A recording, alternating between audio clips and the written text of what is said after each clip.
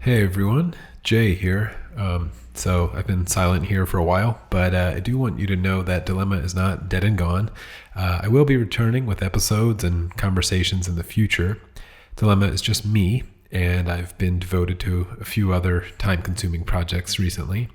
I wrote and produced a 10-part series called The Essential Sam Harris for the Making Sense podcast. Those are over on the Making Sense feed, and I'm quite proud of them. And I'm currently working on another audio series, which is all about the mystery of the mind and questions of consciousness with Annika Harris. We don't have a release date yet, but for all the theory of mind nerds out there, that show is going to be something you're really going to love. It's called Lights On. But yes, Dilemma will have life again, so keep it on your liked or followed or subscribed or whatever it is. And I really appreciate a lot of the kind words and inquiries about it that I've received. It means a lot to me that it's important to some people out there. Okay, but yes, this is not really an episode, but rather it's an essay which I just wrote and wanted to share. It's written in the midst of the ongoing Israeli Palestinian situation, which of course is not new at all, but this flare-up in violence is pretty disturbing and dangerous. This has been a subject that has long frustrated me, and there's always a lot said about it, especially when the tensions are as high as they currently are. So I appreciate you listening and seeing if I have anything interesting to add. I think I do, and I think I was able to point to a fairly large hole in our language of moral philosophy, which has left any kind of nuanced analysis on this topic so difficult to produce. There's such an enormous tendency to want to look at these things as if they are team sports with clear sides of good and evil, or make rigged comparisons which seem to only serve to point to shielding one or another combatant from any forms of critique. I hope to sidestep that tendency in myself and in the reader or listeners, though I'm sure I will be somewhat unsuccessful. Anyway, I also published this essay on my own site in written form, so that can be found at whatjthinks.com. And here's the essay. I called it Israel and Palestine, Malevolent Machinery. There are a lot of terms used to frame the act of killing humans. These terms carry with them tacit arguments designed to cast the moral nature of the act in all kinds of ways. It's important to pay close attention to these words when attempting to think clearly and ethically about complex and emotionally charged situations. Here are a few of the words I'm thinking about: terrorism, collateral damage, self-defense, sacrifice, martyrdom, retribution, liquidation, ethnic cleansing, extermination, murder, manslaughter, etc. Of course, I'm thinking about the latest round of killed humans in Israel and Palestine, and the whirlwind of media coverage and thinly veiled propaganda which always happens when political figureheads discuss human deaths. In this essay, I'm not going to write very much about the historical causes of this violence or recent political maneuvering. My main goal in this essay is to suggest a more nuanced moral conversation about a particular act of killing, which is very difficult to capture in any of the terms listed in the previous paragraph, and hides in a little understood blind spot of moral philosophy. If you do want a discussion of the political and historical knots which have led to the situation in Israel, I highly recommend two conversations which should be viewed in succession. They're both from a podcast called The Rest is Politics. The first one is with Husam Zomlot, and the second is with Yuval Noah Harari. In this essay, I'd like to address the talking point being espoused across the media and political landscape, which is used to shine light on the difference in the moral nature of the two sides caught up in this bloody exchange. The talking point explains how a moral equivalence between Israeli attacks and Hamas attacks cannot be made honestly. Even if you call one a provoked response and the other a brutal attack, it does not matter which is which. The argument is not very complex. In so many words, it's argued that one side is deliberately trying to target and maximize civilian deaths, while the other is trying to minimize or avoid them. Even if the final death count results in a mismatch of the intentions, this, we are told, does not reveal very much. The intention is what ultimately matters in the moral judgment. These arguments point to practices like the use of human shields and doing things like hiding behind schools or hospitals, which are things that one particular combatant does in this conflict, while the other shuns and abhors. We're told that this imbalance is perfectly revealing of their moral statuses. This argument has been repeatedly made by Benjamin Netanyahu, Joe Biden, countless media figures, and many prominent thinkers and authors. It's a fine point, and I don't disagree with it. Let me repeat that before I attempt to thread the needle and add what I think is a crucial nuance to a tired, shallow, and obfuscating piece of moral analysis. I agree that there is a real distinguishing moral difference to explain there. So I'll attempt to keep that in view as I continue on and try to explain how the point is far less interesting or morally exculpatory than it first appears. As is often my critique of shallow moral philosophizing like this, it ignores the strength of psychology and features of our minds which can convince us of the feasibility and genuineness of our intentions in order to couch certain deaths as tragically unfortunate collateral damage, rather than something else much more tragic and sinister. Collateral damage, or lives caught in the crossfire, these are phrases which Israeli officials, Israeli allies, and sympathetic media members use to describe the images of dead and starving children, which often happen after their bombs drop and during their operations. What we don't see in those images, we are told, are the dead young men with green bandanas holding rocket launchers who were attempting to fire them over walls. And we don't see the images of green-clad, knife-wielding masked men holding hostages and attempting to transport weapons through tunnels to abduct and kill more. If we saw those images alongside the dead children, perhaps we'd be able to understand the situation as a classic trolley problem. Heaped on top of this logic is the added information of extra measures taken which happened in the moments before the image of the dead child, which we're hoping to avoid it.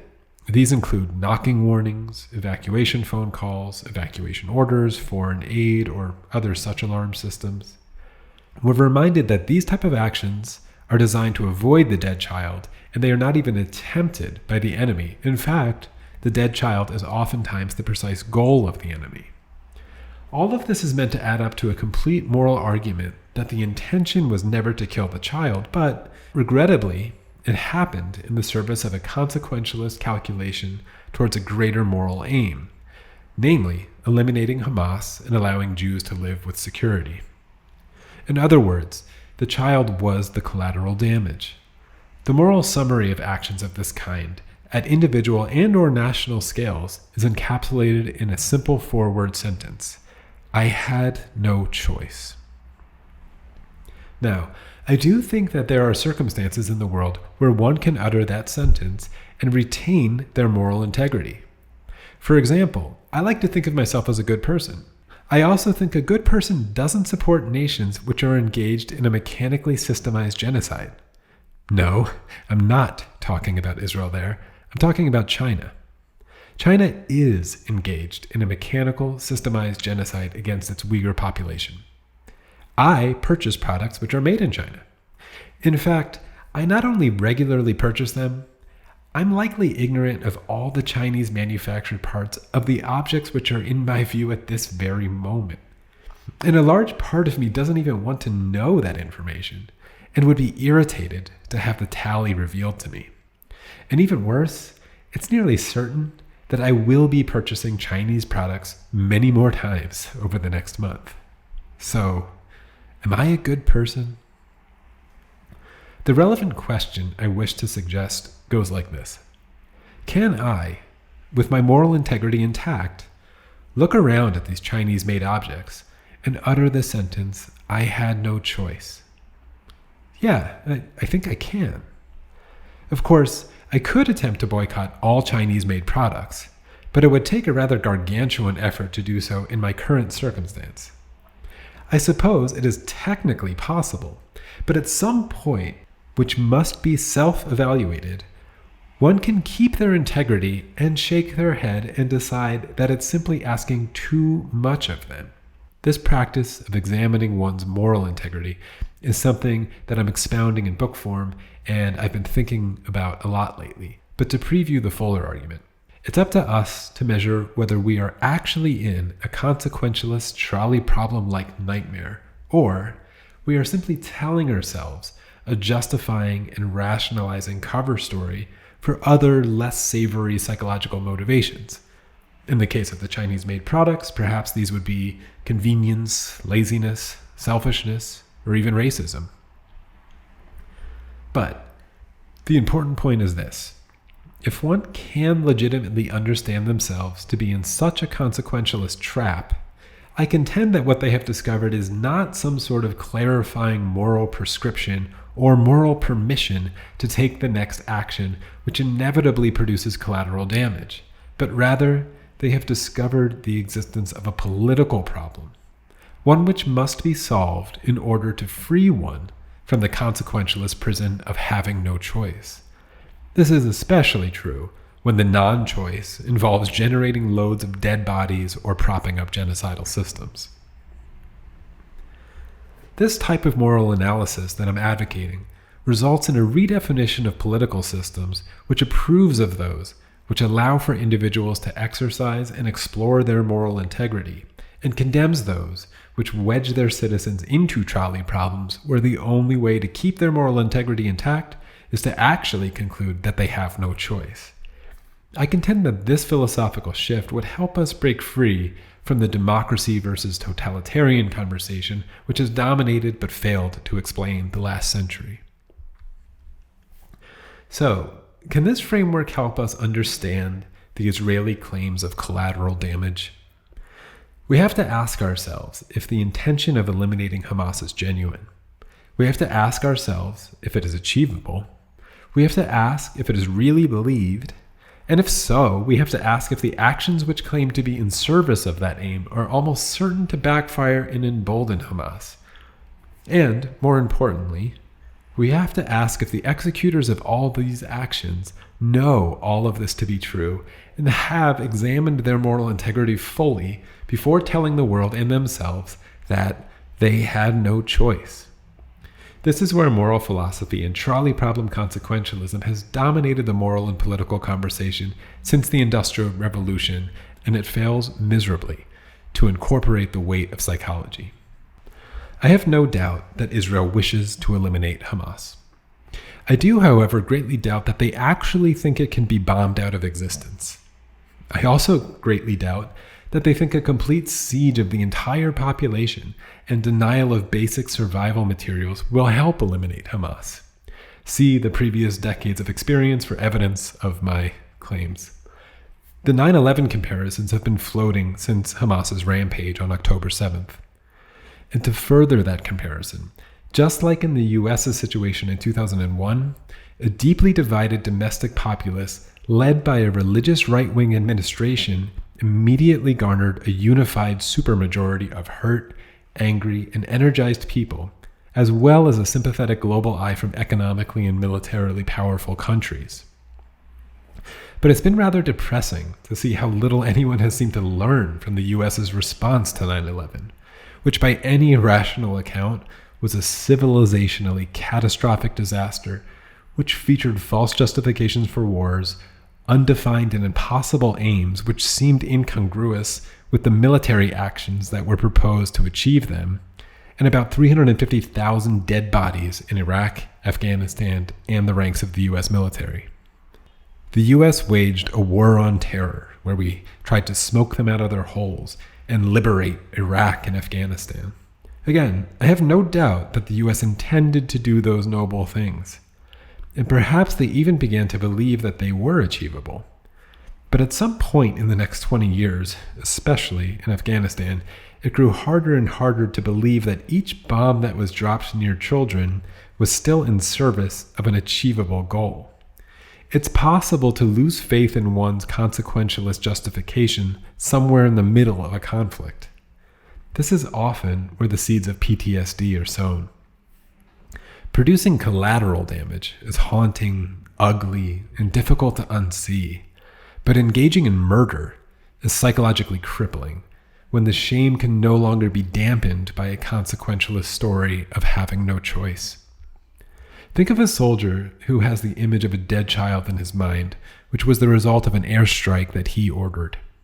This soldier, I'm sure, thinks of himself as a good person, and he knows that good people don't usually kill children. So this terrible image can be soothed by a consequentialist argument which couches it in the service of a greater noble goal which could be achieved. Because good people don't murder children, but good people do sometimes find themselves in trolley problems where they have no choice but to take an action which will kill a child, especially when one signs up for combat. Years later, it must be devastating to witness the Taliban sitting comfortably in charge of that dead child's village. The only thing which saves this soldier from the moral abyss is to cling to the notion that he really believed that goal was possible at the time, or that he trusted his leadership and fully suppressed his personal doubts and opinions in an act of submission to the wisdom and belief of presidents and generals. But if the soldier is honest with himself and knows that he didn't really believe the goal was possible, the awful truth is exposed. Or, even worse, the soldier begins to understand that he was brainwashed into a mental state where questions of moral integrity were strictly forbidden in order to follow orders without hesitation or question. The moral and practical mathematics had already been worked out by higher ups, he was told, until it was revealed that they had no plan or had lost faith in it themselves long ago. Yes, intentions matter deeply in moral and psychological analysis, and the act of deciphering intentions is no easy task. But let's try in this difficult situation. The moral philosophers attempting to evaluate the Israel and Hamas conflict take the stated intentions of both as genuine. Hamas, on one hand, is explicit in its stated intention and actions. It wishes to kill Israelis and achieve an end state where Jews are eliminated and expelled from historic Palestine. They say so plainly, and they're quite consistent with that goal. There isn't much mystery or psychological analysis needed there. They likely believe that goal deeply and couch every act of rape, torture, and murder within it to retain their status of being a good person, or at least a noble, divine warrior. And yes, ideology and religion play an important role to forge or encourage the actions by which they hope to achieve their aims and retain their inner divine status. This religious role crucially includes a post-death vision of martyrdom and heaven for certain dead bodies, and a dehumanized, ungodly infidel vision for the others. This ideological aspect, as many of us have long understood, is the fatal blind spot of many liberal Westerners, and it must be considered in the final analysis. Though, it is far from the only story, nor is it the only morally deterministic factor which ought to drive military and political policy, or allow its enemies to escape honest moral evaluation themselves. The current Israeli explicit stated intention is to eliminate Hamas and figure out a way to live in relative security in the region. Note that I'm attempting to be really careful with those aspects of the Israeli intention because Israel's political and military regime is currently loaded with people who are rather open about their stated methods of how to achieve the security part, which include extermination of Palestinians or complete Arab expulsion from the West Bank. And previous Israeli administrations were short-sighted in their encouragement of Hamas as well, another obvious forgotten lesson of the US's relationship with the bin Ladens during the Cold War. This is one of the complications of morally evaluating the intentions and actions of democracies. They tend to be messy and multi-voiced, but this point about the makeup of Israeli leadership in the year 2023 cannot be forgotten or missed.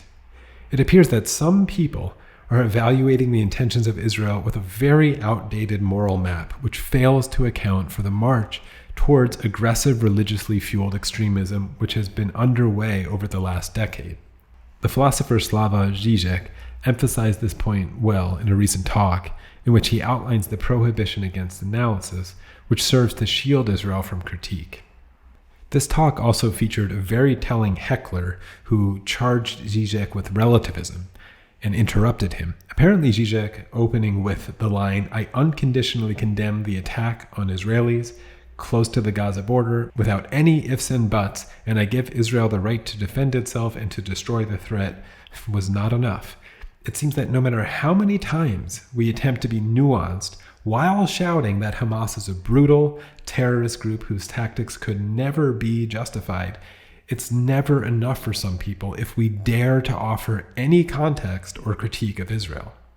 It's actually becoming difficult to imagine any scale or scope of military or political response by Israel, which, when critiqued or analyzed, as Zizek was suggesting, would not be met with jeers and cries of relativism or justification of terrorism, or even worse, anti-Semitism, or in my case, self-hating Jewism. If Israel flattened all of Gaza with a nuclear weapon, if they expelled every Arab from the West Bank, can Israel do no wrong in the face of its history and its neighborhood? This point really must be stressed because there's an oft-used applause line, and it goes like this.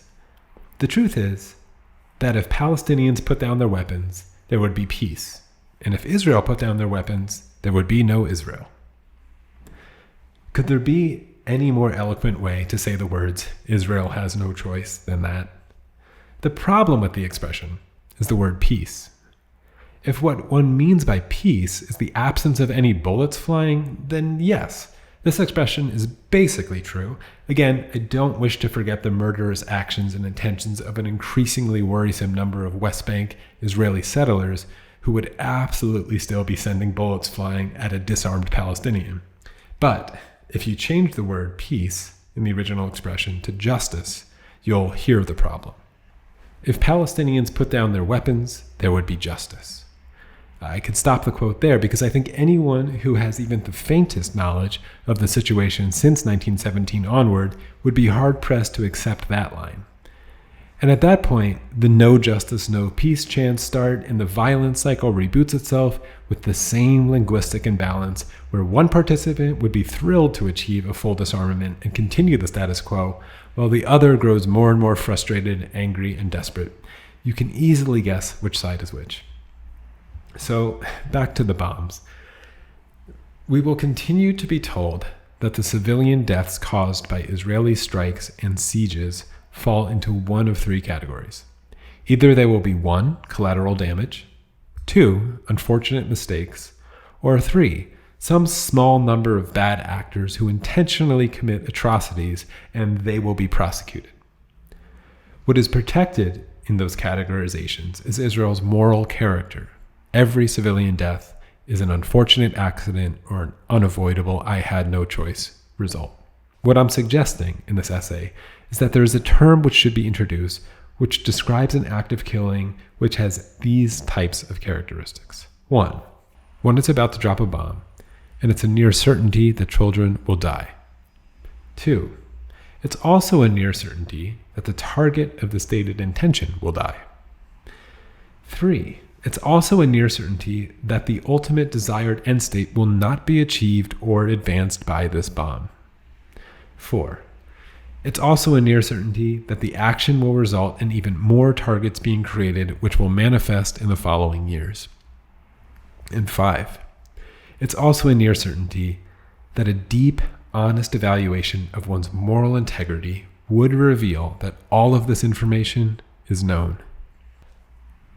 I am suggesting that the name of this action is the malevolent machinery of futile inevitability. I think it's a tremendously common phenomenon. If you're convinced at all by it, or even a bit challenged by it as a concept, I would bet that what you're feeling is some kind of objection that Israel had to do something.